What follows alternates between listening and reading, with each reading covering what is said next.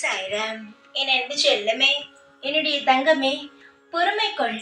அனைத்திலும் பொறுமையாக இருந்தால்தான் வாழ்க்கையில் எல்லாவற்றிலும் ஜெயிக்க முடியும்.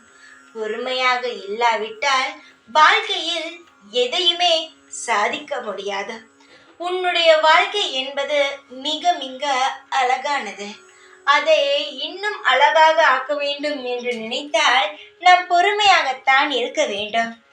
ஒரு விஷயத்தை நாம் அடைய வேண்டும் என்றால் வாழ்க்கையில் பல தடைகளும் பல ஏமாற்றங்கள் பல போராட்டங்கள் இருக்கும்.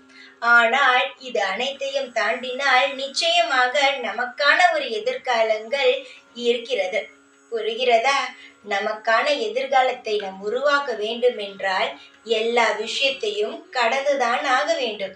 அதனால் வாழ்க்கையில் ஏமாற்றம் வருகிறது, கஷ்டம் வருகிறது என்று நினைக்காமல் சந்தோஷம் வரும், அதனால்தான் இவ்வளவு போராட்டமும் என்று நினைத்து கொண்டு எவ்வளவு போராட்டம் வந்தாலும் அதை கடந்து வா.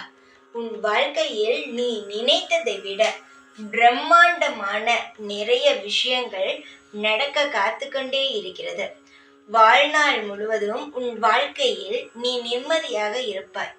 அதற்கு இந்த சாயான நானே பொறுப்பாகவே இருக்கிறேன். எந்த ஒரு விஷயத்தையும் நினைத்து குழம்ப வேண்டாம். எல்லா விஷயமும் தானாகவே மாறும். எது உனக்கு பயமுறுத்தும் விதமாக நடக்கிறதோ அது இன்னும் சில காலம்தான் என்று நினைத்துக்கொள். அந்த விஷயம் உன் வாழ்க்கையிலிருந்து முடிந்துவிடும் என்று நம்பு. அதை நீ நினைத்து நினைத்து நினைத்து இன்னும் அதிகமான சக்தியை அதற்கு கொடுத்து இன்னும் அதை பயமுறுத்தி நீயே பெருசாக மாற்றாதே.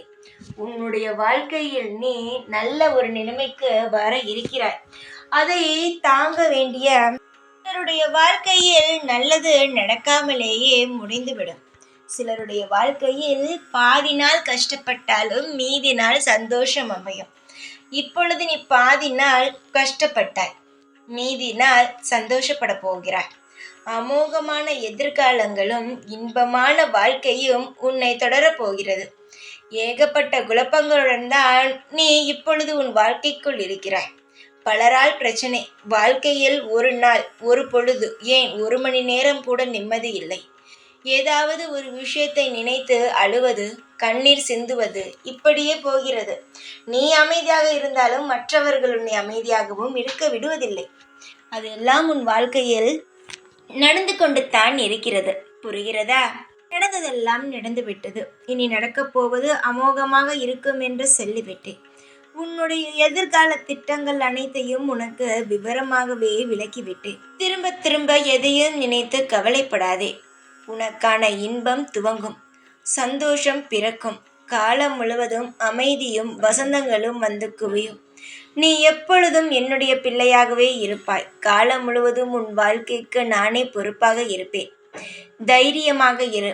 எப்பொழுதும் உன் கூடவே இருப்பேன். இந்த சாய்நாத். ஓம் சாய்ராம்.